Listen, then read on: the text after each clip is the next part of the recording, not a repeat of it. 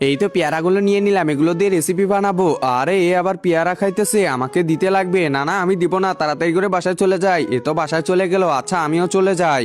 এখন এই পেয়ারাটা দিয়ে আমি রেসিপি বানাবো। আরে এই মেয়েটা কি করতেছে? এই মেয়েটা তো দেখি রেসিপি বানাচ্ছে। আমি এখান থেকে লুকা লুকা দেখি। প্রথমে পেয়ারাটাকে কেটে নিব, এরপর পেয়ারার মাঝখানের অংশগুলোকে ভালো করে বের করে নিব, এরপর গ্লাইন্ডারে দিয়ে দিব, এর সাথে দুধ দিয়ে দিব এবং মধু দিয়ে দিব, এরপর ভালো করে মিক্স করে নিব। এই তো হয়ে গেছে, এবার পেয়ারাতে আবার দিয়ে দিব। এই তো দেখ বাবু, তোর জন্য রেসিপি হয়ে গেছে। আরে ওর রেসিপি হয়ে গেছে, এখন তাড়াতাড়ি যেতে লাগবে। আরে এই মহিলাটা আবার আসছে কি? হ্যাঁ, আমাকে না বলা, এই যে নিয়ে নিলাম। কিছু বললে একবারে খবর খারাপ করে দিব।